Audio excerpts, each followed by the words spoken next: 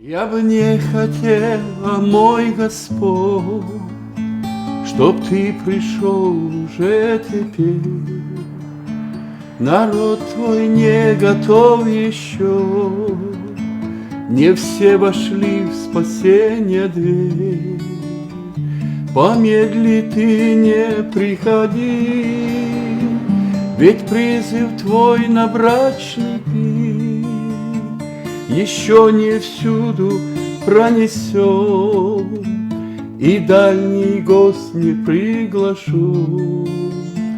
Но ждать так тяжело, мой дух стеснен в цепях земли, а из груди несет... Це батьківська хата, це тут Йосип Антонович. Вони купили цю хату, коли я ще маленький був. А може ще й не було мене, не знаю. Потім її вже при моїй пам'яті там переробляли, робили. Ну це вже тут новий забор, звісно, вже зробили хазяї. Да? Сторож тут все. Цей виноград ще должен діда Йосипа пам'ятати, оцей виноград, ці арочки, груша, яку він посадив. Еще тебя сыны земли не чтут, как Бога своего. Но ждать так тяжело, мой дух стеснен в цепях земли, а из груди несется вздох. О мой Господь, скорей гряди. Батько мій був дуже добрий, но строгий. Насчет послушання він завжди нам казав: слухайтесь нас, діти, слухайтесь мене і мого брата. Сестру я свою мало пам'ятаю, вона була маленька ще. Я її мало пам'ятаю, так. А от з братом ми вже так і взросліші, то я запам'ятав батька, що він плотник, столяр, він отличний був. Його всі в Звенигородці знали як мастера. Всі його брали за те, що він чесна, добросовісна була людина. Я не знаю, чи я зустрічав таких людей, щоб він був такий чесний тобі і відкритий до тебе, і прямий. Його життя – це було унікальне життя. Це не просто таке життя, як звичайної людини.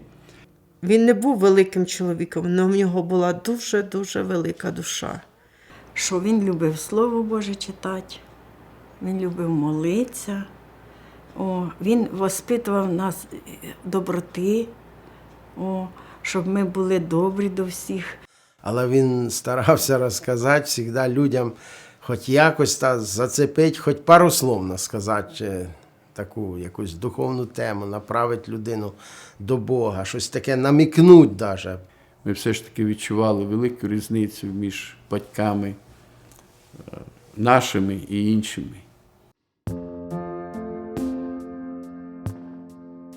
Ну, наскільки нам відомо, в нього в ці свідоцтва про народження записано національність латгалець. Це, тобто, по-нашому латиш, це етнічні латиші, які мали поселення в Псковській області. Він пішов із 15 років, це він розказував. Прийшов у город на роботу і ніде не беруть. Ходили під хати просити їсти. Батька забрали і розстріляли. Мати померла. Ну, сестри залишилися там у селі. І виходить, він самий старший, а ті менші пооставалися, бо в нього вже була мачуха. Ну, тоді та мачуха померла, і він вже, мабуть, в голод пішов в город шукати собі роботу. 15 років, він казав, із дому пішов. А потім Комі СССР, він же як пішов після армії, пішов в лагерях робити по тюрмах. Він робив там робочим. Був як служащий. І цей лагерь був в тайгі, де-то там, в Комі СССР. Там тайга кругом. І як мати туди попала, я не буду утверждати, як вона туди попала. Чи вона попала туди по комсомольській путівці, чи вона добровольно туди поїхала. Ну, вона була дояркою, в колгоспі ще вона, видать, робила. І вона туди попала. І батько там її запримітив і почав за нею ухажувати туди-сюди. Значить, коли батько там з нею вже якби познайомився, і вони вже як почали жити, наче. Він так мені розказував, що. Ну, каже, за розпись я там ще не думав, воно в тайге, це треба в город, Ухту добиратися. О, каже, ми жили просто. І тут, каже, одного разу йду я, каже, із служби, оружие здав, а мені друзі кажуть, куди, домой йдеш? Да, домой йду. Ну, іди, там тебе ждуть. Хто ждет? Каже, муж Мотін прийшов. Він каже, в мене все оборвалось. Раз прийшов з фронту, значить з оружием. Уб'ють. Таке в нього було чувство. Каже, прихожу, а он лежить на кровати і курить. Садись, показує на стул. Каже, я сел, а сам коленки дрожат. І смотрю на руки його, каже, пістолет не буде витягувати. Він каже, куриться, любиш мать? Ну, мою мать. Він, люблю. Так, каже, смотри, обідеш, із-під землі достану. І на утро він уїхав. І батько каже, я Мотю за руку і бігом в ЗАГС. І розписався. І вскоре брат родився. Родився мій брат 27 ноября 1945 года. В комі СССР. Ніколай. А я родився в 1947 году, станція Сідь-Вож. 3 дітей. Брат мій старший, я і сестра Віра. Батько мій взяв мою маму з ребенком. Значить, сестра Валя була вже от того чоловіка, первого її, котрого вони ждали із війни. Ну, прийшла похоронка, що його немає. Я не знаю деталі там точно. Ну, факт того, що всі вважали, що його нету. Він вже як безвісті пропавший, а він оказався живий. Він взагалі Іосиф або Юзеф ще могли його називати. Ну, взагалі-то Юзеф, його ім'я там може. Ну, воно до руського Іосиф придвинули, а жінка Юра. Ну, от нравилось, не знаю щось. І Юра. І так воно щось приклеїлось йому, ця вулична Юрка. Мати моя повірила у лагері. Знайшла вона там одну жінку, продавець, вона була віруюча. І вона з нею подружилася. І та почала їй розказувати про Бога. Були там віруючі люди. Вже Сталін їх садив. І була одна жінка віруюча, і вона з собою привезла там Євангеліє. Ну, все конфісковували. І так, а що, а Євангелію конфіскують? Все, що конфісковувалося, лежало, складали там десь в кладовки якісь. Ну, а вона потім там робила десь із жінкою, з цією батькою жінкою першою, зустрічалася, десь вони там робили в магазині. Вона все і клянчила, ну, попросиш свого чоловіка, хай мені Євангелія дасть. Вона ж там, вони в мене забрали Євангелію. А вона підійшла та каже, Юра, там одна жінка, це ж Христя, просить, щоб ти вернув. Як це я верну? Нельзя! А вдруг там про Сталіна написано, що то він такий комуніст чи ж буде. Нельзя!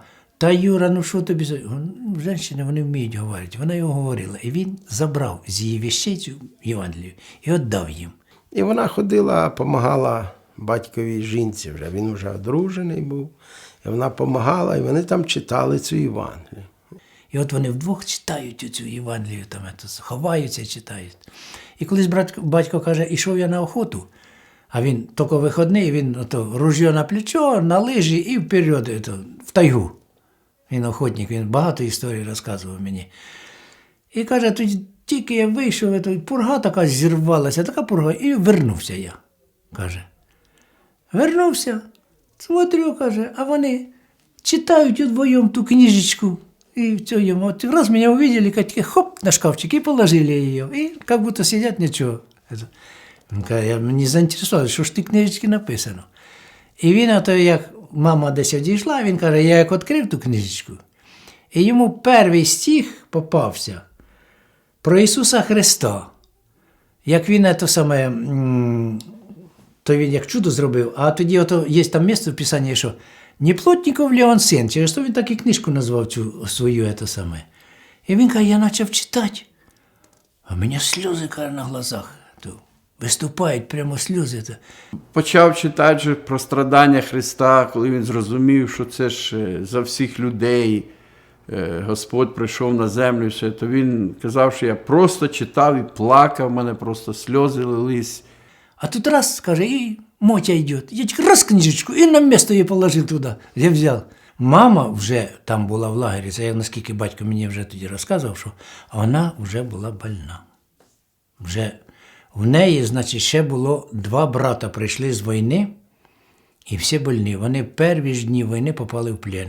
По лагерях вони прийшли, пройшли всі лагеря, кончилась війна, вони прийшли, і, значить, з фронту, але вони із лагерей больні туберкульозом були. І моя мама теж заболіла туберкульозом. Вона вже туди попала, вже туберкульозна. Тим більше, що там клімат дуже був такий суровий, сирий, тайга.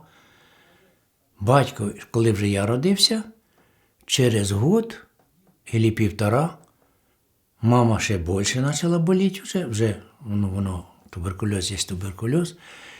І вона уговорила мого батька вернутися на Україну. Мати знайшла собрання тут же вже в Звенигородці і почала посещати. Втіхаря од нього там посещати. А потім і бабушки, чи то, кажу, отцу каже, пошли, Юра, послушаєш, Слово Боже, як це? Как это я пойду? Ну, батько противник був сильний. Как это? Я воєнний, я при погонах, як це буду? Там, каже, Бог всіх прощає, ти йди тільки. І він перший раз, він мені теж розказав, що пішов і взяв мене на руки і пішов в собрання. І то, як він пробирався туди, каже, народа скільки було. Я, каже, пробираюся туди, пробирався, смотрю, і моя Мотя стоїть в платочку, що то там молиться. Прийшов в погонах міліцейських, сів на собранні і сидить. Ну там ці всі поперелякувались, думають, що все, зараз загребуть і все. І туди на Соловки. Прийшов вже. А він, каже, заспівали, а ж батько він сам не співучий, а його казалося, музика все одно казала. Заспівали, а він торкнуло його серце, він став. Сльози, каже, покотились. Він був добряк, батько. Я ж тобі казав, що він був добрий серцем, він ніколи нікого не обідав, через що йому Бог відкрився. І коли, каже, проповідник, як проповів, а тоді псалом заспівали. Каже, я почав плакати. А каже, стидно, та я, каже, тобою затуляюся, щоб ніхто не бачив, як я плачу. І так батько пішов. Ну, зразу ж, як кажуть у нас, народ такий, що донесли начальству, батькові, що він посещає собрання віруючих. Його визвали на коврик, і сразу ж його уволили і розжалували, і він постався без роботи. Ну він каже, я вже зразу повірив. Прийняв хрещення він десь в Гнилому Тікачі, там вони десь ночі приймали, щоб ніхто не бачив, бо тоді було сильне гоніння.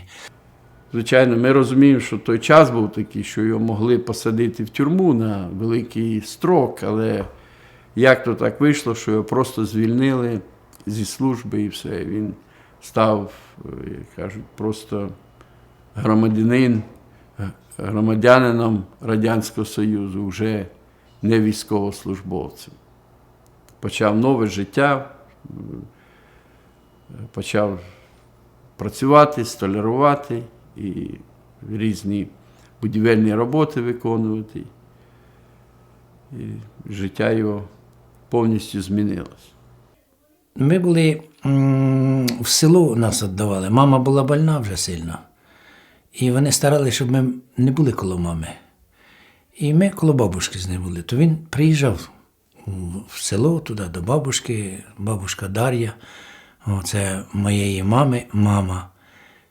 І він там приїжджав, ми його бачили, там, він завжди старався бабушці чим-то допомогти. Ну, дідушка мій, я вже говорив, що він не дуже його любив. Він сильно хотів, щоб він був в селі, щоб він робив в колгоспі. А батько цього не хотів, він хотів в городі бути. Він не привик. Він воєнний був. Всю життя, він до колгоспної житті такої не привикший він був. І моя мама, звісно, померла, коли мені було 4 роки. І я це трохи пам'ятаю. Коли вона лежала в больниці, слаба вже, то я пам'ятаю, ми з бабкою, з бабусею Даркою ходили до неї у больницю, вона лежала на пісках. І я через вікно заглядала до неї.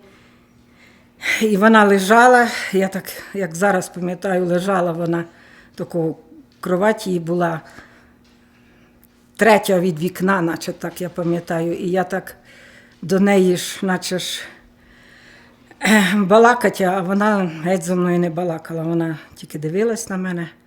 Ну, вона вже знала, що вона помре. І пам'ятаю, як вона померла даже, коли її везли на конях, на підводі її везли додому.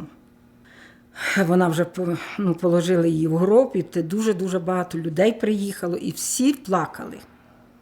І батько мене держав на руках і сильно плакав.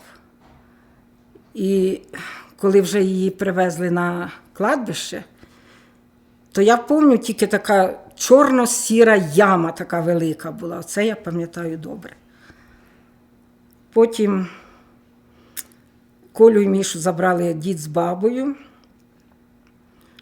жити в Рижанівку, а я залишилася з батьком. І він мене оформив у садик, в дитячій яслі на круглосуточно. Він мене тільки забирав в суботу, з суботи на неділю. В общем.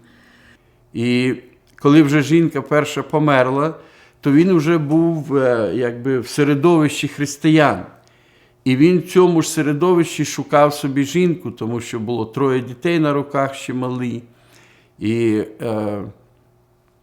я знаю, що він там якби давав пропозицію одній там сестрі, але вона за того, що людина вже з дітьми, з 3, і, як ми розуміємо, не було там якихось у нього фінансів, чи не було, так сказати, якоїсь матеріальної основи ще глибокої, там, то було дуже складно знайти йому нову дружину. І я знаю, що він говорив, що коли він одержав якби відказ від тої сестри, яку він хотів взяти заміж, то він плакав. Він казав, що я так плакав, тому що така ситуація, діти малі на руках, і я один. А з моєю мамою він познайомився через брата. Він приїжджав у собрання, побачив, познайомився і все. І каже, в мене є там сестра, живе у Товмачі, і показав фотографію її. І каже, я ось їй скажу, вона приїде, і ти приїжджай. І вони оце в брата звели їх, можна сказати. Вони познайомились, все. Моїй мамі було вже 29 років. І він вже поженилися вони у 56-му році, кажуть, на Різдво. На Різдво була свадьба. От тоді я пам'ятаю вже, коли прийшла мама Надя. Це я теж пам'ятаю. Вона, якраз було, мабуть, це Пасха була. І вона, я пам'ятаю, як зараз, вона мені принесла таку крашенку, розкрасена така голубим таким. А тоді ж раніше ми ж цих крашенок не бачили ж. І вона мені принесла і дала мені цю крашенку, і посадила мене на руки, ну так, на коліна, і отак, я пам'ятаю, мене отако трясла вона, наче, ну так, знаєш, як малу дитину. Це я пам'ятаю теж. В Звенигородці я родилася, в роддомі. Вони жили на Пісках, на квартирі там. І, видно, мама була беременна, і вони тоді, кажуть, шукали хату. І шукали, і знайшли на Чернячки цю хату, де оце ми всі виросли там. Діти батька і бабусі Наді. Ліда, Петро, Андрій. Ліда, Петро, Ольга, Андрій, потім я, потім Юля, Люба, Зіна і Вовка. 9. Ну, це ж 9 дітей було. Жили. Тут спали, тут кроваті були, там кроваті по 2 спали всі. Я тут з Петром оце спав, було, як вже стали взросліші, як менші там. Я вже був якби п'ятий у сім'ї, п'ятою дитиною. І мої перші спогади – це ті спогади, коли ми розширяли цей маленький будинок, знімали кришу, його добудовували, щоб було де жити нашій цій згодом великій сім'ї. У нас часто в домі на Чернячки, я знаю, збиралися собрання, там збиралися люди, віруючі, сходили втіхаря.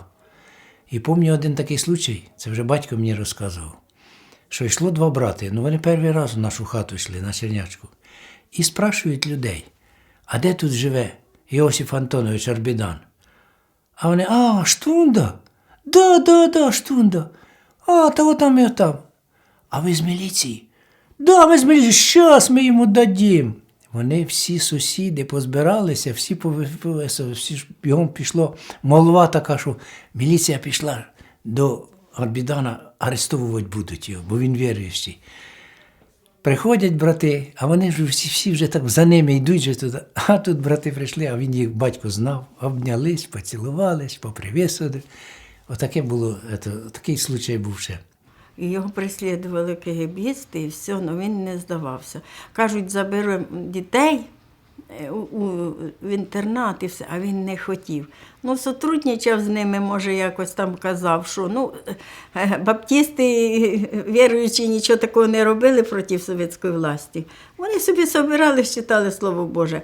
Я знаю, що баба ще та першої жінки жила в Рижанівці. Ми туди вже їздили. Я вже був маленький, я дуже пам'ятаю, як Вероніка нас возила туди. Вероніка теж її баба була по матері. І Вероніка нас брала малих, і туди їздили ми на Рижанівку, на хутір, пам'ятаю. Вона нас брала. А за хатою баби жила Міла Мішина жінка. Міша був в армії. Тоді Міша прийшов з армії, тож теж до баби туди навіщав, і так і Мілу там здибав. Так вони там познайомилися. А ми, як росли, то ми не знали, що це баба. Це, виходить, вона нас приймала всіх. Я хоч старша, і ці всі менші. Петро їздив, я, Люба. Ми ж, пам'ятаю, в Рижанівку їздили. Ми у Журавку і в Рижанівку. Це нас два села було. І я думала, я не знаю, як хто, а я думала, що це баба Одарка, це батькова мати. Вона нас так приймала, вона нас так там, це саме. А вона була першої жінки, мати. І одного разу, це він мені розказав, я цього не пам'ятаю, віз мене на велосипеді він десь. І було слизько вже трошки. І він за мною падає на цьому велосипеді, і я падаю і сильно вдаряюсь головою. І лежу мертва. І він підбігає до мене, схватив мене і кричить: «Доченька, я убив тебе». Типа, він подумав, що я геть не придавала знаки життя. Але ж я тоді відкрила очі, то він каже, як схватив мене, то він такий радий був, що він не вбив, що я наче залишилася жива. І він такий, то він каже, я так плакав, я так кричав, що я цього не пам'ятаю, це він мені розказував. Значить, родилась я, коли Антоничу було 56 лет. Значить, моє дитинство було дуже цікаве за те, що папа у мене був такий взрослий вже. Оця різниця в годах була з другими, з всіми моїми однокласниками, з всіми на вулиці, що ми виросли, з сусідами, з всіми. Мій папа був набагато взросліший. Воспитував він нас трохи в строгості, бо наша мама була строгенька. Так як вона була з дітьми, вона іноді ми не слухались, вона розказувала йому, що ми не слухались, іноді він нас наказував. Але жорстокості в нього не було. Наказував, але потім і жалів, що наказував. Якщо мама сказала, що себе плохо вів, треба всипати, то він всипав. It's no problem, здається. І коли я вже вчився Вже я курив, вже в 16 років я перший раз закурив. Це саме. Там пішла вже міська життя, в армію пішов теж, курив вже там. Прийшов з армії, а батько спрашує: Михаїл, ти куриш? Курю, кажу. Видиш, м'ятина на лбу показує тут. Кажу, видно, що так. Это мене батько долбний как дал, больше не курил я. Перший раз в житті закурив, каже, батько як дал, долбний, больше не курю. Він робив, він дбав за дітей. Його вдома почти не було ніколи, днями. Коли він йшов на роботу, я ще спав. Він приходив з роботи, я вже спав. Тільки появлявся вечором. Рано ми спимо його, коли там ми його побачимо. Рано. Ну, буває, щось рано встанемо. А так ми його рано не бачимо, він вже, видно, на роботі чи де. Вечором оце ми його пізно, і то пізно. Після вже якоїсь другої роботи, після заробітки або ще щось. Знаєш, як при Совєтському Союзі. Там небагато не заробиш, треба було заробляти на таку сім'ю. І так часто він після роботи він заходив і робив цього. Але ми батька знаємо по вихідних днях, коли була неділя, і тоді він не йшов ясно на роботу, ніде не на шабашки, ми йшли в зібрання. І вдома були, десь в гості, їздили, там завжди він або ж вдома проводив з нами час. І рідко було така можливість, якісь вихідні дні, коли батько був вдома, то він в основному прийшлось йому дуже багато працювати. І ми його так знали, ми дуже за ним скучали, і оце вечір, коли він прийде раніше з роботи, це були самі щасливі вечори. Коли батько вже вечеряв з нами, і ми ще не спали всі, там було, ну так якби весело, він там, буває, ж з нами грався там. Та що ми вчилися від нього робити. Хоча трошки було ледачкувати, він трошки треба було бабусі нас підганяти. Ну. Батько. Ну, все одно, як не є, ти ж дивишся, ти береш приклад із батьків. І тепер ось, як зараз як вспомню, як він жив і все, то вау. І помниться, як папка нам зробив перший скутер, самокат. То цей самокат був весь із дерева, і колеса дерев'яні, і все було дерев'яне, і ми на ньому так каталися, дуже було інтересно на ньому кататися. І ми по очереді всі на ньому каталися. Мені купив батько трьохкольосний велик, це теж запомнилось. То я отут, а ще асфальту не було, в нас була тільки земля, то я тут цю землю всю втрамбував тим велосипедом, я її катав, тут одні мої сліди були. Я 150 разів туди-сюди оце обганяю за день. З самого дитинства, звісно, я вже не пам'ятаю трохи все, але знаю, коли він возив мене везде, в нього був мопед, він возив мене в школу, я, буває, йду з школи, портфель на руль, сам переді, він мене возив додому. Коли він їхав додому, якраз я йшов в школи. Так, він на права не здав, він їздив на мопеді, а на мопед не треба було права здавати. На мотоцикл треба було, а мопед такий, знаєш, не треба було на мопед. Він був colorblind, дальтонік. Коли вже в нас мотоцикл був, коли вже ми в Америці вже мали машини, я спрашував у батька: па, чого ви не їздите? Чого у вас немає прав? І коли ми під'їжджали до світофора, і я кажу: па, який світ горить? Він каже: сірий. Я кажу: як сірий? Він каже: сірий горить. Де? Він каже: зверху. Каже: коли внизу, тоді можна їхати, коли наверху, не можна їхати. Я думаю, чого? І потім, ми знали, що у нього, називається, він не розлічав цвіта. На мопеді їздив на роботу кожен день. В сумки завжди дров привезе з роботи. На машині не їздив, на мопеді їздив, ногами тормозив. Тормозив не було в нього. Тільки чуєм, їде, др-др-др-др-др-др, під'їжджає, калітка відкривається, що ногами потормозив, став. І завжди сумка в нього, він робив у беткомбінаті, столяром робив. І кожен раз він привозив сумка така здоровенна, і там були такі відходи, оці, як він двері робив, то були такі відходи, різні досточки такі, різні все. І ми грубо вечором топимо цими досточками. Це в нас безплатно було. Папа много працював, да, він працював і приходив вже з роботи, ну він нам приносив кубики із столярки, він нам приносив різні кубики.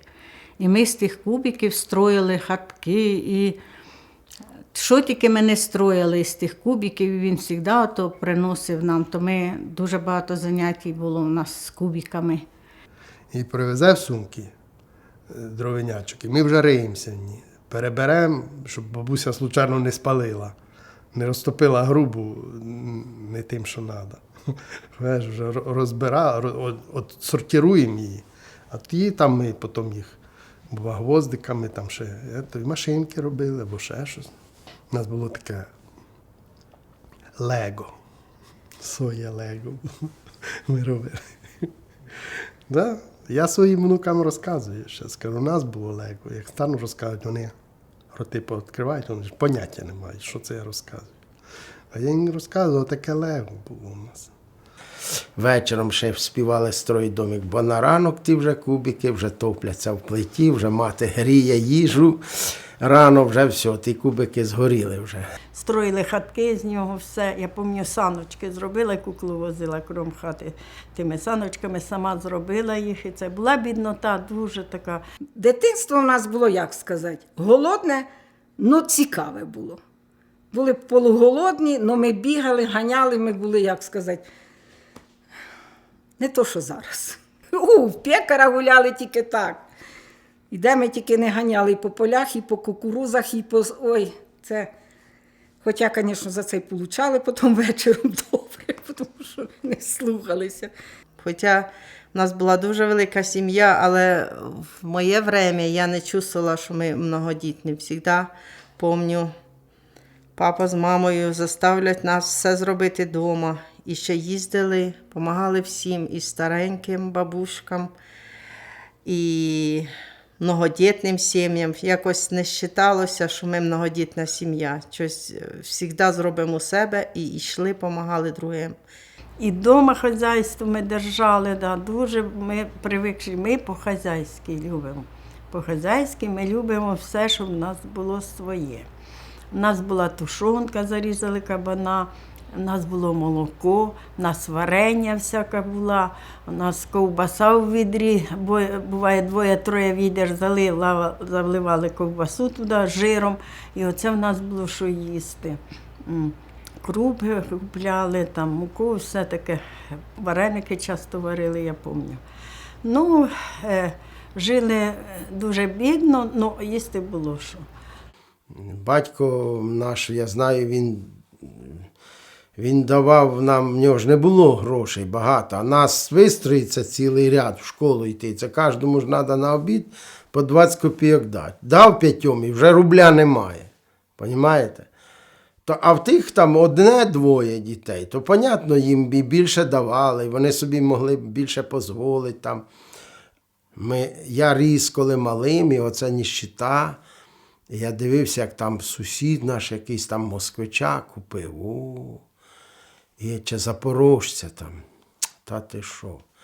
І я думав, наверно, в житті в мене ніколи не буде машини, бо ми бідні живемо, не буде в нас ніколи машини. І тоді це було дуже. Тоді машину купити, не знаю, як той казав, все життя треба було заробляти. Люди заробляли, відкладували десятками год. Який тут відкладувати, як дітей куча, який тут єлі хватав. Але пройшло время, ми почали підросли, ми позаробляли гроші і вже приїжджали, ставали одна машина коло батька, друга, третя, з'їхались діти, вихідний день. Ми до батька приїжджали, 3-4 автомобіля вже. Петро з Києва приїхав на машині, ваш папка під'їхав машину, я під'їхав, там ще хтось з друзів під'їхав. І 4-5 машин отак вистроїться вокруг, і сусіди йдуть і аж завидуть. О, мов, де, що ж це вони? Це точно їм Америка допомагає. Казали. В нашій Звенигородці була невелика група, була здорова баптистська церква така, чимала, було більше баптистів, і була невелика група п'ятидесятників, про яких ще мало знали. Вони так подполі десь собиралися. Баптисти були більш відкриті, більш у них Вони мали юридичний, мабуть, якийсь статус, і тоді начебто якби баптистам давали більше свободи. П'ятидесятники, вони ж ховалися по домах, проводили якісь служіння, але пішло такий рух у баптистів, що Бог почав. Це ж було це колись у 20-ті роки, коли Воронаєв прийшов, було на Україні. А потім в Звенигородці ця вже волна була десь у 60-х роках.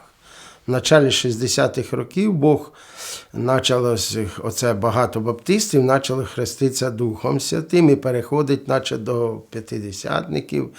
І в тій церкві почалась така, хтось інтересувався, хтось вже отримав. І почали ж п'ятидесятник запрошували. І коли батька нашого запросили на служіння до п'ятидесятників, там була молитва, і хтось молився на інших мовах. Якийсь чоловік молився, я не пам'ятаю точно, хто це був, але це була проста людина, яка там жила в Україні. І батько він знав дуже слабо свою мову рідну, латишську. Він дуже її слабо знав, але трохи знав.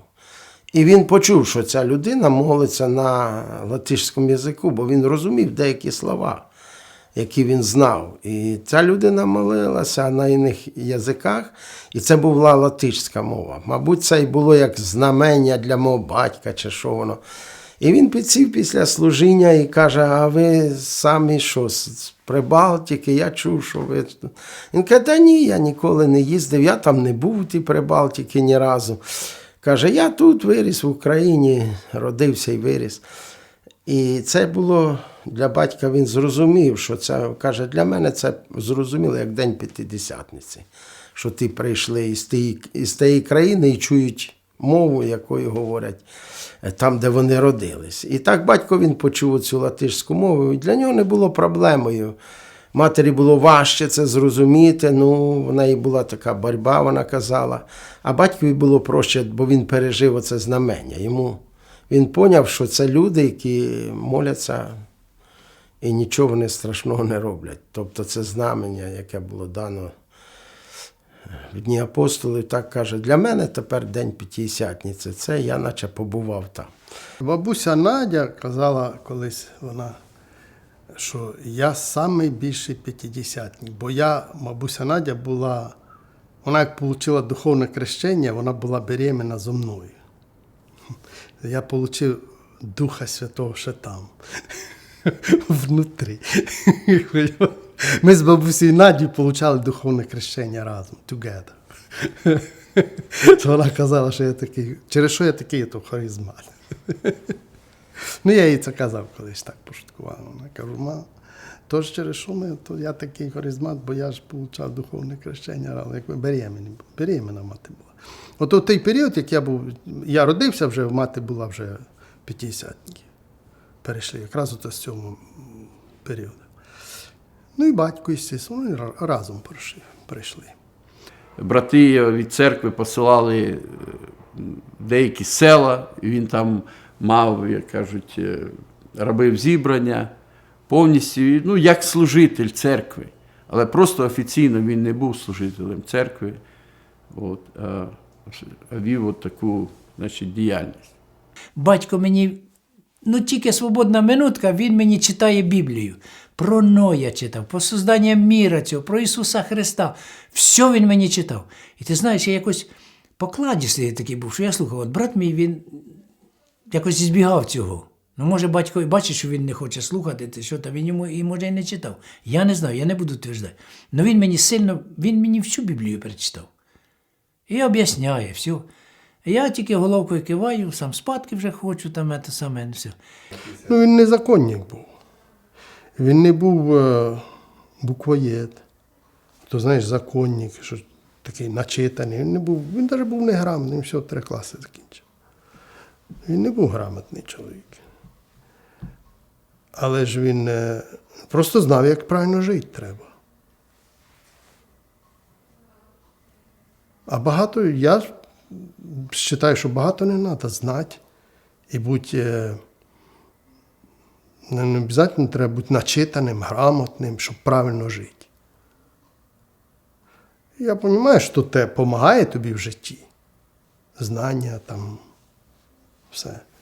Но правильно жити у світі, я не думаю, що це грамота тобі дає знання. Ілі навіть, що ти знаєш Слово Боже все. Ти можеш знати Писання на пам'ять. Ну, ти можеш неправильно жити. І тим самим в служення було в нього яке. І стінку починить, і двері починить, і плиту починить, або ето. Оце таке було його служення. Він не служив словами, він служив ділом. Дуже заботливий за всіх. І коли він приїжджав до когось, і когось скрипіла двері, як папа там побував, вже та двері не скрипіла, як когось диміла якась груба чи плита. Якщо папа вже там був, то вже вона ніколи більш не диміла. В нього були золоті руки. Знаєш, у батька була хватка до музики, але не було таланту. Бажання було огромне. Він навіть гармошку там в молодості купили йому. А потім побачили, що в нього ж слуху не було батька. Він з слухом в нього теж було тугенько. Але вже в родині матері були батько материн, це мій дід, який теж помер, ще мене на світі не було. Мати моя була маленькою, як він помер, їхній батько. Вони з баптистської родини, і він руководив хором. Вони дуже такі музикальні люди були. Тобто тонкий слух у них всіх був, і вони з дитинства співали оце хор. У них там оркестри струнні були, все там мандоліни, балалайки, гітари. Я приїжджав туди до тітки Вєри, і там вся хата завішана балалайками, мандолінами, все це на стінах висіло. І там вони собирались, вони репетирували, грали, і там перві пісні, які вони нас учили, перший мій інструмент – це балалайка була. Я на балалайки спочатку вчився грати. Потім вже кажуть, на мандоліні це вже треба покруче, це вже ти не просто так, а гітара це вже старші, тільки вже там учились гітару. Так постепенно, поштовх нам до музики зробив, звісно, старший брат, бо йому приходилось першому, він на 3 роки старший, Петро, за мене. То він там гітара, він увлікався, він ще ж і гітару притягнув до того прийомника, батько якось припаяв. Уже грає, воно в прийомнику там грає, та гітара, він щось сидить, там виграє на ній. Батько був завжди за нами, бо ми були з нашої сім'ї, були ми ініціаторами. Оцього. Якраз це пішло начало оцих електрогітар і всього, це ж було в 70-х годах. Християнстві. То був Петро Молодий. І оце я пам'ятаю, як він продвигав це все. І батько, і мати наші, вони нам допомагали, можна сказати. Була підтримка.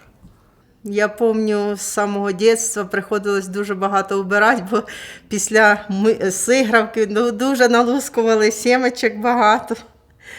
І папа ніколи не заперечував, хоча мама поощряла більше, вона була все-таки з музикальної сім'ї, вона знала, що це потрібно молодіжі, оце музика. І це мамина більше, але папа ніколи не казав, що не треба. Він, наоборот, поощряв. Я ніколи не чула, щоб там були якісь спори. Він дуже любив гостей. А там була у нас музикалка. Тут музикальна кімната була. Стояли барабани. Тут були репетиції, і ви тут вчилися на барабанах грати. Мені порвали всі пластики, побили, дірки попробивали в пластику. А тоді вже прийшла ж мода Ямахи, вже барабани живі стали не в моді, то вони тут стояли, то вони так гралися, хлопці ними, поки не поламали їх. І батько, звісно, батько з нами любив. Він сам не грав, не це, а сидів, і то прийде після роботи, ляже, відключиться головою у колонку. Колонки ж стояли в хаті, на кроваті другий раз поставив. Петро, знає, поставив батько подушку до колонки. і головою в колонку спить, а ми бухкаємо. Отак, шибки дрижать, а батько спить у тій самій кімнаті. Засне отак, сяде, послухає. Ну, у нас хлопці займалися ж музикою, і ми всі, наче дуже любили нас, музикальна сім'я, мама співала, і всі ми так любили співати і грати. І хлопці самоучки понаучувалися грати, і їздили до двоюрідних братів у Журавку, там ми проводили багато врем'я. І там хлопці вчилися у своїх двоюрідних, як грати. І так вони зробили цю групу собі, і грали, і на Новий год навіть ставили цю музику, щоб було красиво, хоча нам її запрещали, але ми все одно ухитрялися і збирали в своїй маленькій хатинці, дуже багато гостей приймали. Андрій склепали, ми таку представку зробили на Новий год. До нас черкащани поприїжджали, така куча молодіжі, з'їхала повна хата. А ми зробили така, як по-українськи сказати, гірлянди. Да. Чи, ну, це по-русски, не знаю. І ми такі повключали їх, і до цієї приставки, воно різні цвіта були. І то бас-удари там йдуть сині, чи красні, які там тембрами. Да. І ми тільки стоїть, коло виключателя, ми тільки починаємо грати. Коло виключателя хтось стояв, не пам'ятаю. Тільки клац, світ потух, і ми тільки бум-бум. Не було ж, хоч би трошки світу було, так бух, потух світ весь. А потім тільки бум-бум, треба грати, бо вже по-темному. І за то був, звісно, було класно. І бабуся це все нам, пожалуйста, вона була enjoyable. Так що тут постійно було якесь служіння, постійно движення в цьому дворі. Приїжджали молодь туди-сюди, уїжджали. Музика стояла, репетирували спочатку в хаті, потім в ті кімнатки зробили кімнату для репетицій, бо не було домов молитви. Це ще до того, як можна було строїти, як прийшла свобода вже. А так по хатах проводили служіння. І ця невеличка хатка, можливо, дуже бачила багато всяких духовних дійствій. Молились тут за різні ситуації, я пам'ятаю, ще малим і дорослим, пам'ятаю ці всі служіння і ці всі молитви, які проходили тут. Воно ж в тому вченні, видно, ще було, я так знаю, що радіо ще, це ж було під вопросом. Там часи, мотоцикл, брати приїхали в село на мотоциклі, то сестри воспоминання не приймали. Бо вони на сатані приїхали, і воно ж деренчить, коней спереді нема, дерчить, димить, якийсь сидить там бісюк, і оце все круте там. І вони, що це ж сатану. І даже, а це ж і люди мирські знали, бо батько, коли купив мопеда, то він приїжджав на роботу, а ті ж сміються, всі сміяли з нього. Ти що, сатану купив, приїхав? Він каже, так добре, що я на ньому, а не він на мені.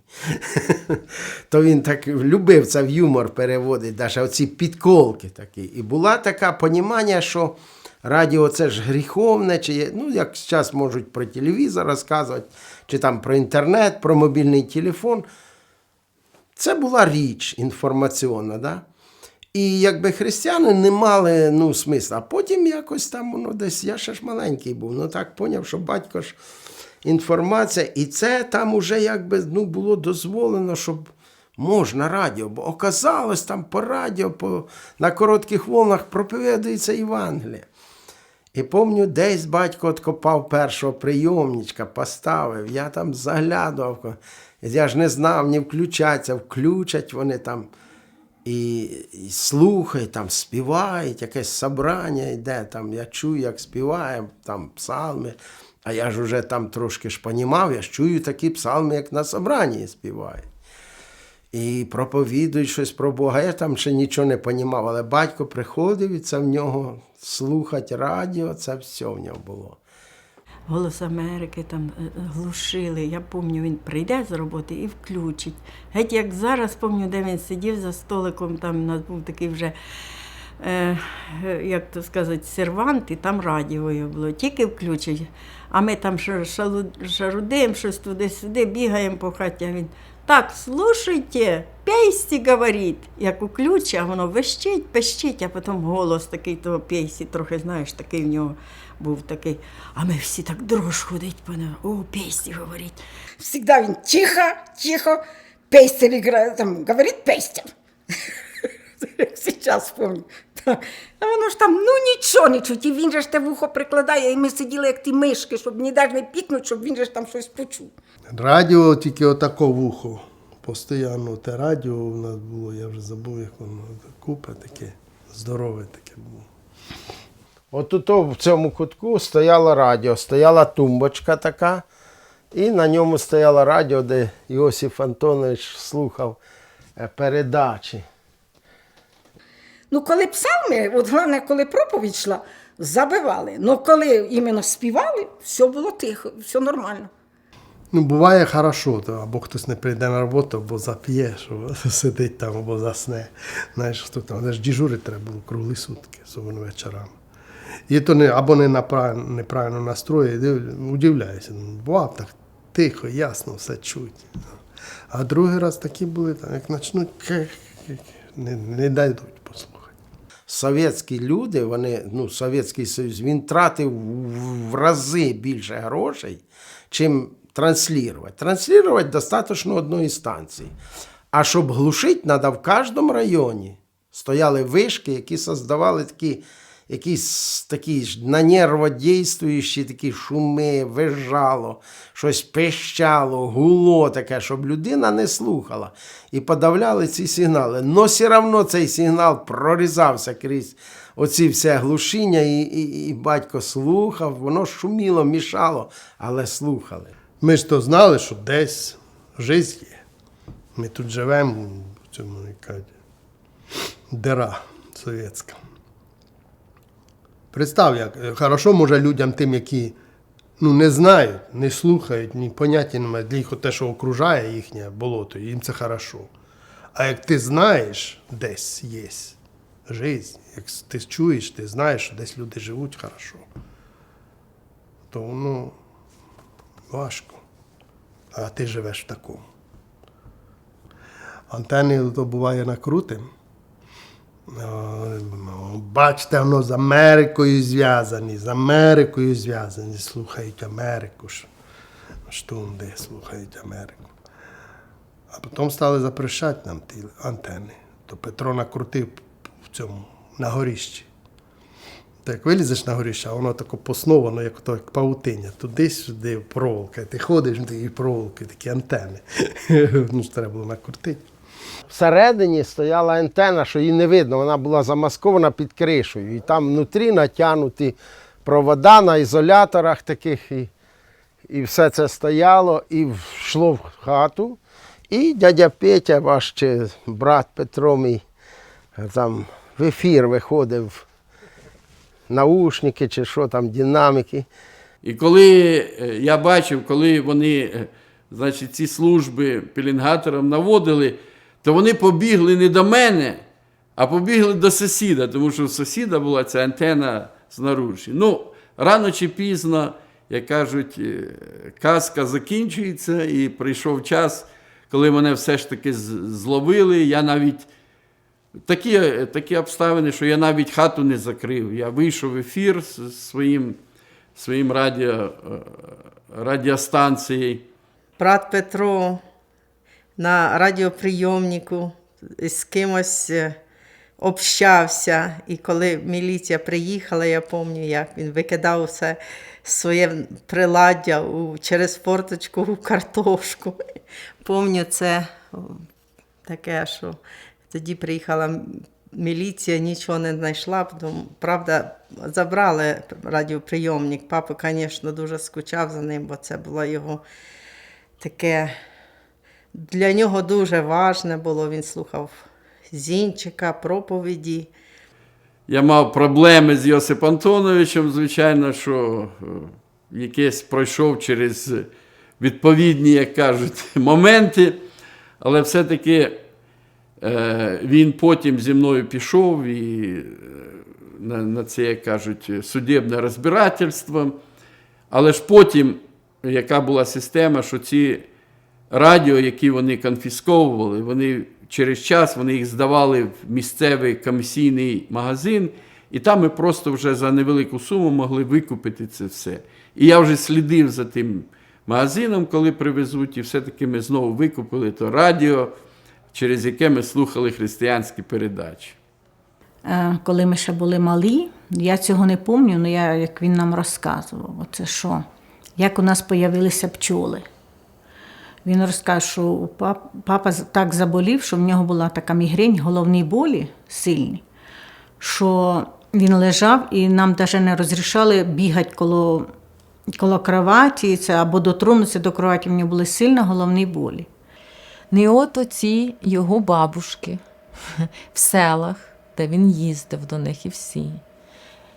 І вони там, він же ж для них був, вони його благословляли, вони нас так любили, вони благословляли нас і все. І вони так молилися за нього, і вони так, і вони йому посовітували, вони сказали, що Бог зробить так, ти можеш, це пчолки тільки можуть тобі вилічити твою головну боль. Завести сім'ю пчол, і вони тобі поможуть, і вони можуть вилічити тебе. І щоб пчоли тебе кусали там раз в день, щоб одна або такого, щоб вони тебе кусали потихеньку, ці пчоли давай їм, щоб там в руку, там туди-сюди, щоб потихеньку, не так сильно, а так потихеньку. Він не вірив. Потім один день він йде і, не доходя додому, на дереві, прямо на дорозі, на ветці, на дереві, сім'я пчол сидить. А вони всі вилетіли десь, і вони свою і сім'я пчол прямо І він одрізав цю попробую, він одрізав цю веточку, положив в ящик, і потім, на слідчий день, він уже зробив їм там зробив, і пішов отак, він завів першу сім'ю пчол. Вони самі прилетіли до нього. Вони прилетіли, і він почав за ними ухажувати. І ці бабки говорять, ти ухажуй і не вдівай нічого, не захищайся. Вони, як прийде время їм тебе полічити, вони тебе покусають. Антонич ухажував за пчолками і ухажував. Він розвів уже і другу сім'ю, і все. І потім, в один прекрасний момент, вони його ніколи не кусали, нічого не було. В один прекрасний момент його пчоли як обкусали, що він потеряв сознання. Він проспав 24 часа. І вони його обкусали везде, по всій голові. В нього на лбу не було ні одного місця не іскусаного. Він так вспух, і він проспав 24 часа. Він проснувся, як огурчик. І з тих пор у нього ні одного разу не заболіла голова. Так у нас з'явились бджоли, мед, а потім і корова, молоко, пасли корови, і сусідям, і свою, і було саме вкусніше блюдо у нас – це молоко, хліб і мед. Булка така біла. Ото вмочаєш у мед булку і молоком запиваєш, це така вкуснятина була. Помню, там сусідка прийшла, дядя Юра, на лікарство, меду. А вже так під весну, то мед вже там чуть-чуть на горіщі, там у такому горщику. На горіщі, глиняних 2 горщика, я пам'ятаю, і він там засахариться, він, пошліть мед, наберіть. ми прийдемо, тими ложки навіть ламали, там, ті ложки остаються, там засунеш, а виснути не можна, воно таке густе, оставались ложки. Помню, в літній кухні ми качали цей мед бочками, в нього теж були вулики, через то це його жизнь, прожив він так, знаєте, з пчолами, і нас багато було розговорів по телефону, коли він мені міг по 30 минут розказувати, як про там все уліки робити, як все. Хоча на даний момент в мене така життя, я музикант, завжди ми часто їздимо, і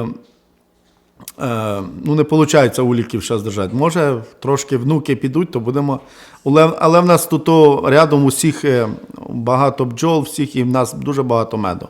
То Петро, він зробив голубятник, і там, ото там були голуби, і там є всередину голубятник, і то в них вихід такий, що вони виходили, голуби, і там могли сидіти. Я пам'ятаю, що двері там, де я переніс на горищі голуб'ятник свій, двері були не зовсім якісно зроблені. І я питав, говорю, тато, говорю, двері ці можеш, коли ми робили ще їх, я бачив, що вони не дуже якісні. І я йому говорив, що треба двері тут кращі, тому що я планував вже, що я там зроблю голуб'ятню на горищі. І він подивився на ці двері, каже, це тимчасово. Тобто він говорив, временно, це временно. Але через декілька років я його запитав, тато, а ви пам'ятаєте, говорили, що ці двері временні? А він так подумав пару секунд та й каже, а ми тут всі временні. Тут у діда були вулики колись стояли, у діда Йосипа. А тут була палатка, там була сцена, музика, там все було аж туди. Ліда, Юра перва робили, а потім вже в 88-му році робили, Петро з Любою була свадьба, і вони каркас остався, я кажу, не розбирайте, батько, я скоро буду тут свадьбувати. То вже наша свадьба теж була тут літом, теж в 88-му році. Такий шалашик був, тут людей було, тут носили каструлі сюди, тут варили їсти, оце під цим навісом. Була як кухня. А як ми жили, ми все були. Все, що треба було декому людям в церквах, чи грати, чи співати, чи похорони, чи проводи, чи свадьби, то це все. Люба оказія, любе мероприятие, це ж не тільки вийти на сцену і поспівати. Построїть ту сцену, батько і ми. Все зробити, поставити, привезти, одіграти, отспівати. І ще й ту сцени всі розібрати. І скласти, ще й наварити їсти, так як повар. На свадьбах стільки виварювали. Привезти, одвезти. Матеріал батько ж робив на цих роботах, завжди ж людей, кожного треба було снабдити. Столи построїть, шалаші построїть, зібрати людей, провести ці свадьби і розібрати. Це не тільки одіграти і отспівати. І вийшло, що все на батько і на нашу сім'ю. В основному це наші родини. Ну, ще там були білоножки там та Кочемні. Це 3 сім'ї такі головні в нас були.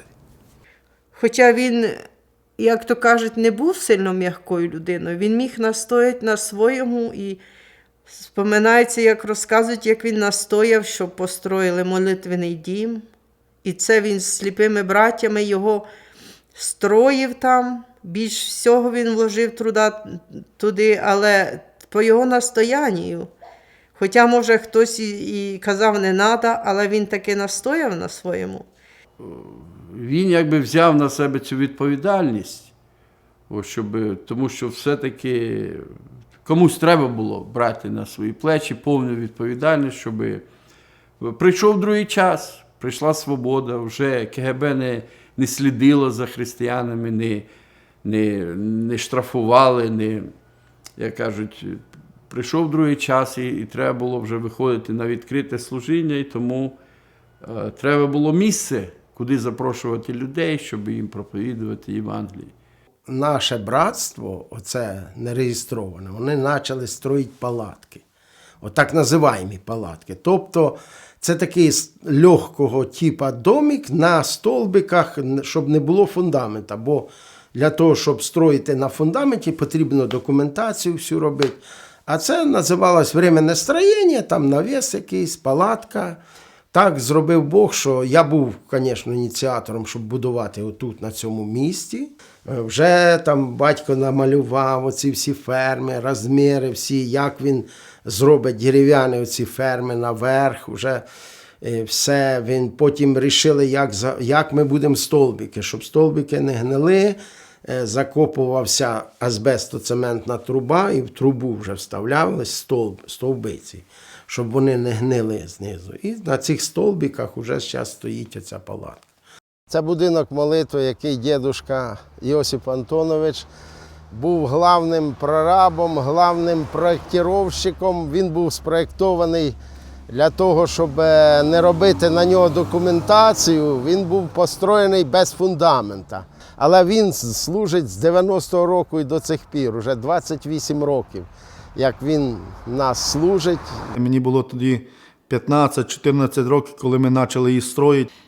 Рубали ті бруски на пол, потім строїли, по криші лазили, ми молоді такі були. І ви знаєте, як він провів своє время. Це його було таке время, яке він міг послужити для Бога.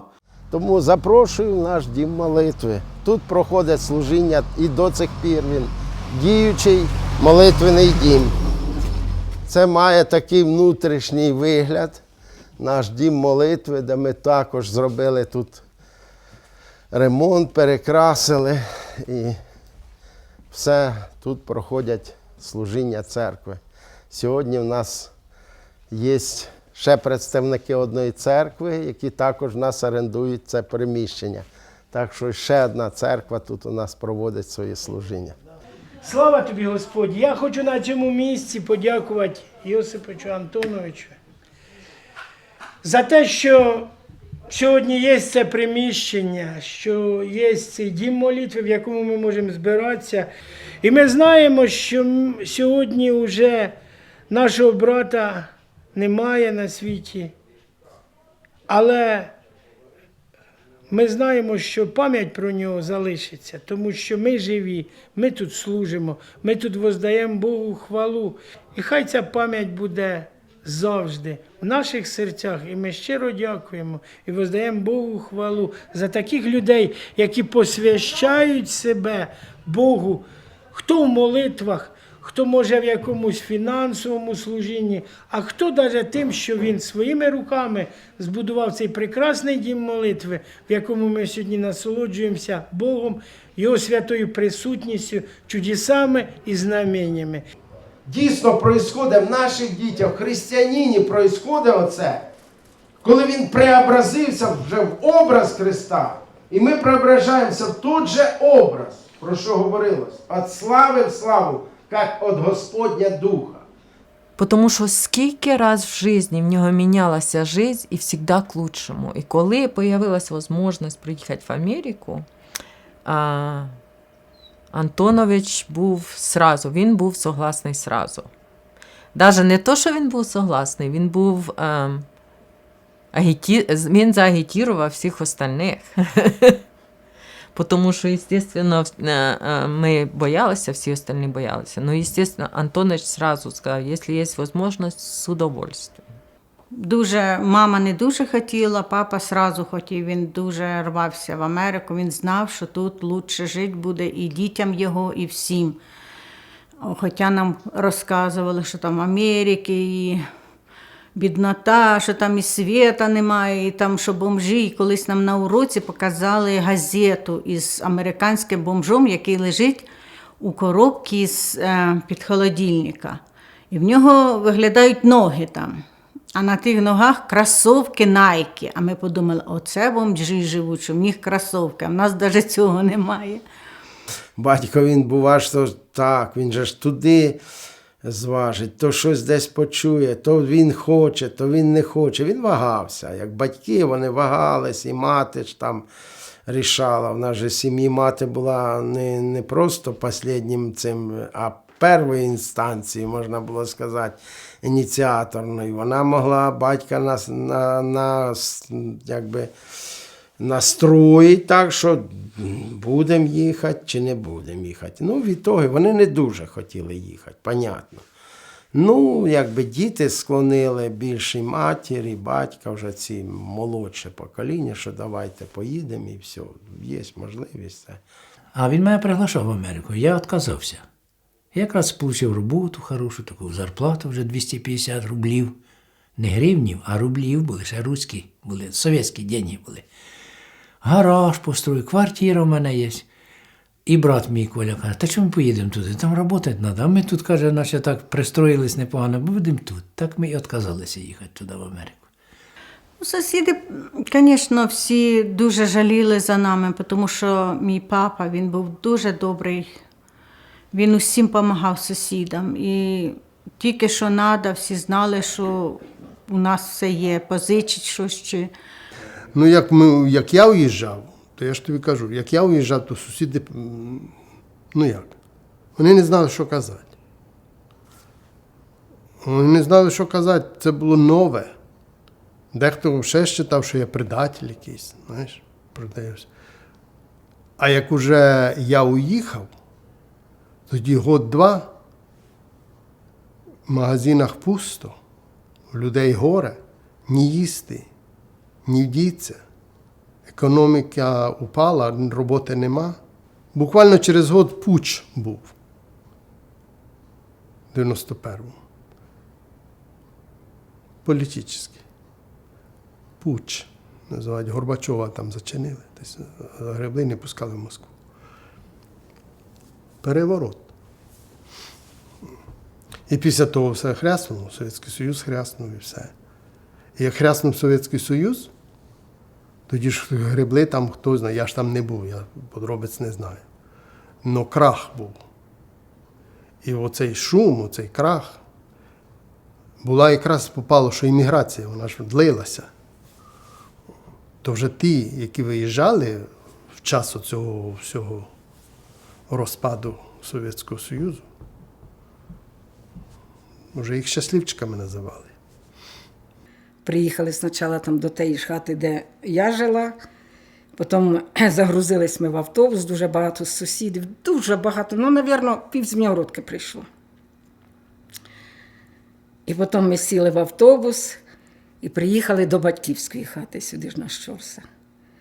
І тако відкрили ворота, і батько наш заходить, отак з автобуса вийшов, і ворота відкрили, а він так заходить, така в нього шляпа ж була якась така каракулева, чи, ну, якась така.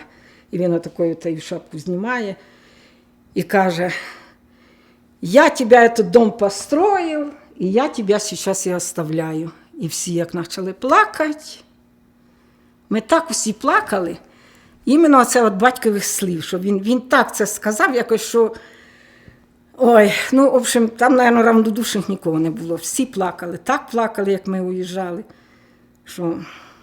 12 чоловік, всі гуртом їхали на поїзді, потім на самоліті, прилетіли в Нью-Йорк, і в нас ведучий такий парень був, який нам розказує, ми по-англійськи плохо розуміли, і він нам розказує і показує, що в Колорадо сніг, ви останетеся в Нью-Йорку ще на сутки. І нас відвезли в готель, всіх покормили, принесли нам кожному в готель їду. І так було приємно, що нас так завезли в готель, покормили все, приїхали утром, розбудили нас, забрали в автобус, повезли, посадили на самоліт, і ми тоді вже прилетіли в Денвер. Да, і головне, що мені запомнилось, що я сильно мені запомнилось, що коли ми приїхали, ну вони ж накрили стіл, же ж такий, цей же ж та, і була порізана оця копчена скумбрія. У нас її в Україні було дуже важко доставати. А тут вона прямо така порізана, така жирна лежить, же така. А я ж так, Сергій, а де це ти її взяв? Він каже, ну у нас ж є руський магазин. А я, знаєш, так же, та як це так? Уже тут магазин даже є. Таку рибу продають, розумієш? Це трошки, знаєш, як ми виїжджали, там вже ж голод уже в нас був. Там вже все по купонах йшло. Все ж нічого в магазинах не було, взагалі нічого не було. А для нас це ти що, ми приїхали, виноград лежить, банани, апельсини серед зими. Він, батько, як приїхав сюди, понятно, що йому було це все чуже. Це нелегко було в 70 лишнім год приїхати старому дядькові. Хоча він був крепкий такий, він не був на 70 год. Але ж він ще був крепкий, здоровий, він ще на велосипеді їздив до мене. Він їздив Маріну в школу, і в школи зустрічав. Ми на роботу їздили, Маріну в школи зустрічав. Да, Марина помне його, Марина дуже йому благодарна за це, що він. Ну як, це в неї таке в пам'яті є за батька. От Сергія вони вже теж переїхали в той апартмент, де Люба жила. І батькові не було, що бідному робити, він брав десь мітьолку якусь і замітав кругом апартментів, замітав оці двори. Йому не було, що робити. Оце він у нас такий, він без роботи сидіти не міг, щоб отако зложити руки і сидіти. То він ж то будку якусь строїв, то сарай, то якийсь там це, то город якийсь садив, то копали там, якусь картошку, помідори, там, да, якісь сімечки привіз, пшеницю якусь він навіть посадив з України, пшениця якась у нього росла там. Да, він такий, копав сам. Але ви знаєте, якщо людина йде з гірших умов на кращі, то адаптуватися, да, тобто привикнути до цього, до цієї нового життя, воно набагато легше, ніж, наприклад, з хороших умов, погані умови. Тому в перший час, да, вони хотіли назад додому, і я їм говорив, що, будь ласка, вертайтеся, ваша хата стоїть, ви можете знову повернутися. Але вони оцінили, як кажуть, умови, в яких вони живуть зараз, тут, в Америці. І потім через час вони сказали, ні, ми вже не хочемо, нема в нас бажання вертатись, тому що ми тут живемо набагато спокійніше, нам не треба думати про завтрашній день, чим хату натопити, чи що там, яку їжу заготувати на зиму і так далі. Ці всі питання тут не мають того, яка зовсім не стоять тут. І вони вирішили, що вони будуть жити тут, в Америці. Часто дзвонив, писав. Мама тоді особливо, батько вже тоді плохо почав слухати, він то вже кричить у той телефон, то мама в основному дзвонила. І вона мене все время наставила: Міша, покайтеся. Кажу, ма, покаємося, підемо в собрання. Да. Ми, звісно, празднували йому постійно день рождения. Він любив, тому що він знав, що завжди всі діти зійдуться, всі йому принесуть подарки, що ми заспіваємо під гітару і так. І він дуже був радий, що ми завжди на день рождения, і ми йому завжди празднували день рождения. 100 років, як йому було, ми всі з'їхалися, таке дуже пишне празднування зробили йому. Вже в останні роки свого життя, коли ми його питали, як, тату, ви, вже ж вам скільки років, він сам говорив, що я готовий йти до Господа, тому що я якби ждав цього, і я знаю, що я буду вічно з моїм Христом. Останні дні прийшлось мені бути з папою. Він ніколи не роптав ні на що. В нього дуже було велике бажання, щоб його діти служили Богу. Це було його саме більше бажання в житті. Господь всіх любить, і Він кожного простить, хто обратиться до Нього. Я до Нього обратився. Він простив мені всі гріхи. І Він любого прощає. Тільки треба до Нього обратитися. То мати тоді мені дзвонила та каже: Міша, я така рада за тебе, що ви прийшли до Господа. Мої молитви, каже, не пройшли даром. Чаша наповнялась і таке наповнилась, що ти прийшов до Господа. Господь призвав мене таке. Він сказав: іди, я жду тебе. І мене літо ми були там, але не вийшло в мене в житті, щоб він помолився за мого самого младшого сина Еммануїла. І я спеціально поїхав туди зимою на його день народження, після трохи його день народження, і він помолився. Він розказав за свою життя. І ви знаєте, я його спрашую, що у вас болить? Він каже, нічого не болить. Потім він помолився, він благословив, він молився духом. Я з ним помолився, і ви знаєте, це остання моя молитва була в житті з ним.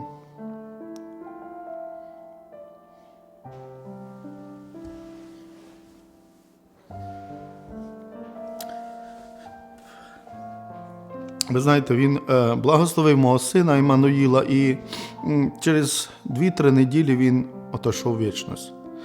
І все одно до самої смерті мирно прожив. прожив мирну життя, таку, можна сказати, нелегку життя. Як би не було важко йому в житті, де він тільки не був, що він тільки не пройшов в житті, і пройти так мирно, це треба позавидувати, тільки ми так не можемо. Я очень благодарен ему, очень, мамі і батькові. Вони в іному мірі зараз. Дай Бог ми зустрітимося там, щоб ми туди попали теж. В Йосипа Антоновича була любима пісня, тому що він переживав, що багато людей, навіть його родичів, яким він проповідав, яким він старався принести цю звістку про спасіння. Звичайно, що у нього була така тоска в серці, тому що багато людей ще просто не знають, для чого вони живуть. І його любима пісня була, як перекласти на українську, «Я б не хотів, мій Боже, щоб ти вже прийшов зараз, сьогодні». Тому що ще багато людей, багато моїх близьких, багато людей не знають про тебе, і вони не готові зустріти тебе, вони не готові вмирати. Тому в цій пісні таке було виражене таке питання до Бога, що «Господи, трохи потерпи ще, підожди, поки всі наші близькі, рідні, люди, яких ми знаємо, коли вони пізнають тебе, і потім вони вже війдуть до Твого Небесного Царства». Я б не хотела, мой Господь, чтоб Ты пришел уже теперь. Народ Твой не готов еще, не все вошли в спасение дверь. Помедли Ты, не приходи, ведь призыв Твой на брачный пир еще не всюду пронесен, и дальний гость не приглашен. Но ждать так тяжело, мой дух стеснен в цепях земли, а из груди несется вздох. О мой Господь, скорей гряди!